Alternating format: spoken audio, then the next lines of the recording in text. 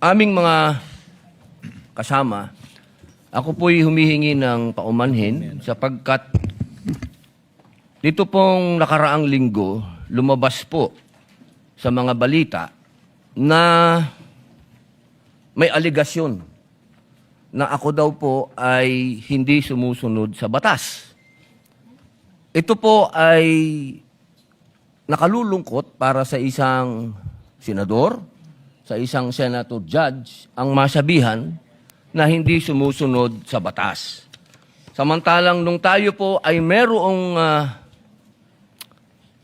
mahal na saksi dito, pinaalala po natin sa kanya na harapin ang batas.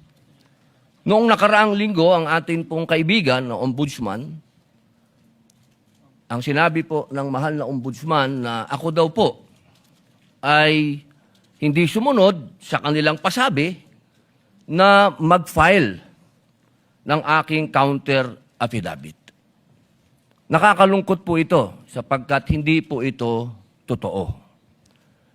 Inaamin ko po sa inyo kung ICC lang, hindi po talaga ako susunod.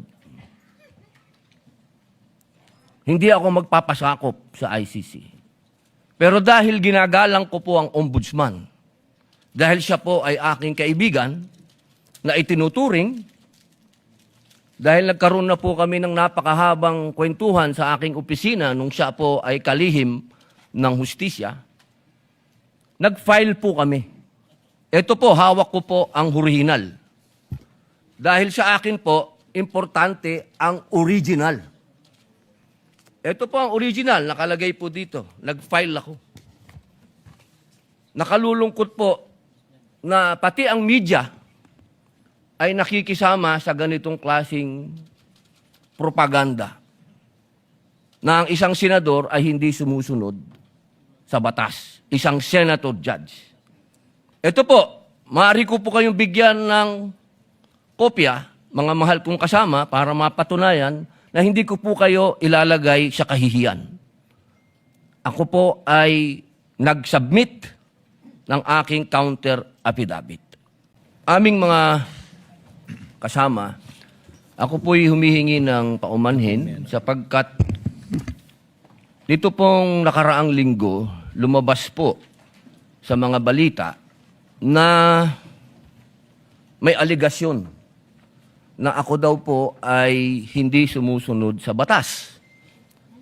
Ito po ay nakalulungkot para sa isang senador, sa isang senator judge, ang masabihan na hindi sumusunod sa batas.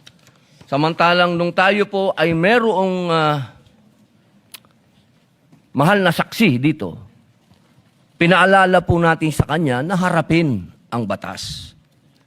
Noong nakaraang linggo, ang atin pong kaibigan na ombudsman, ang sinabi po ng mahal na ombudsman na ako daw po ay hindi sumunod sa kanilang pasabi na mag-file ng aking counter affidavit.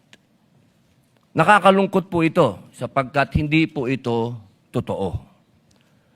Inaamin ko po sa inyo kung ICC lang, hindi po talaga ako susunod. Hindi ako magpapasakop sa ICC.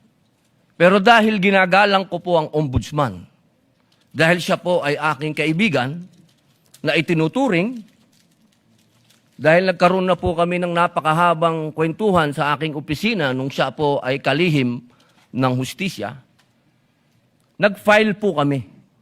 Ito po, hawak ko po ang original. Dahil sa akin po, importante ang original.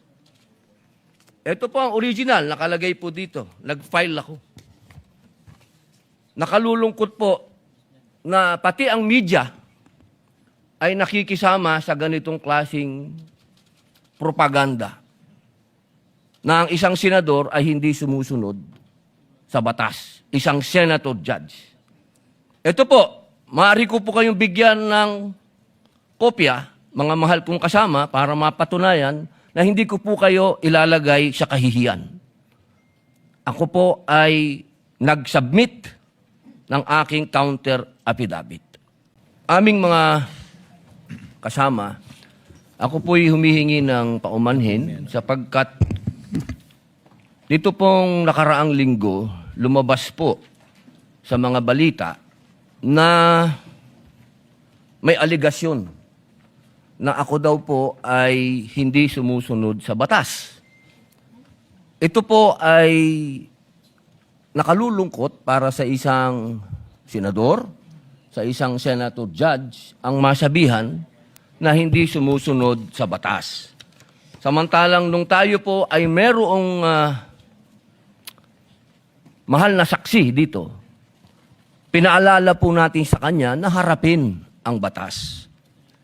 Noong nakaraang linggo, ang atin pong kaibigan na ombudsman, ang sinabi po ng mahal na ombudsman na ako daw po ay hindi sumunod sa kanilang pasabi na mag-file ng aking counter affidavit.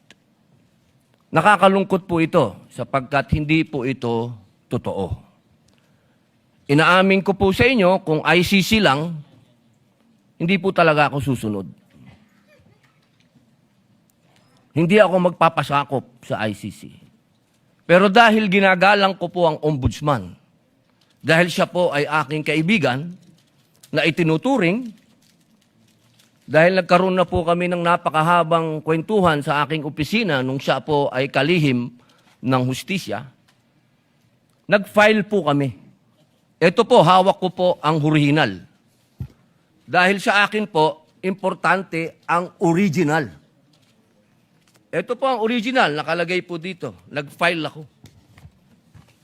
Nakalulungkot po na pati ang media ay nakikisama sa ganitong klasing propaganda na ang isang senador ay hindi sumusunod sa batas. Isang senator judge. Ito po, maaari ko po kayong bigyan ng kopya, mga mahal kong kasama, para mapatunayan na hindi ko po kayo ilalagay sa kahihiyan. Ako po ay nag-submit ng aking counter affidavit. Aming mga kasama, ako po'y humihingi ng paumanhin sapagkat dito pong nakaraang linggo, lumabas po sa mga balita na may aligasyon na ako daw po ay hindi sumusunod sa batas. Ito po ay nakalulungkot para sa isang senador, sa isang senator judge, ang masabihan na hindi sumusunod sa batas. Samantalang nung tayo po ay merong mahal na saksi dito, pinaalala po natin sa kanya na harapin ang batas. Noong nakaraang linggo, ang atin pong kaibigan na ombudsman, ang sinabi po ng mahal na ombudsman na ako daw po ay hindi sumunod sa kanilang pasabi na mag-file ng aking counter affidavit. Nakakalungkot po ito sapagkat hindi po ito totoo. Inaamin ko po sa inyo kung ICC lang, hindi po talaga ako susunod. Hindi ako magpapasakop sa ICC. Pero dahil ginagalang ko po ang ombudsman, dahil siya po ay aking kaibigan na itinuturing, dahil nagkaroon na po kami ng napakahabang kwentuhan sa aking opisina nung siya po ay kalihim ng hustisya, nag-file po kami. Ito po, hawak ko po ang original. Dahil sa akin po, importante ang original. Ito po ang original, nakalagay po dito. Nag-file ako. Nakalulungkot po na pati ang media ay nakikisama sa ganitong klasing propaganda na ang isang senador ay hindi sumusunod sa batas. Isang senator judge. Ito po, maaari ko po kayong bigyan ng kopya, mga mahal kong kasama, para mapatunayan na hindi ko po kayo ilalagay sa kahihiyan. Ako po ay nag-submit ng aking counter affidavit.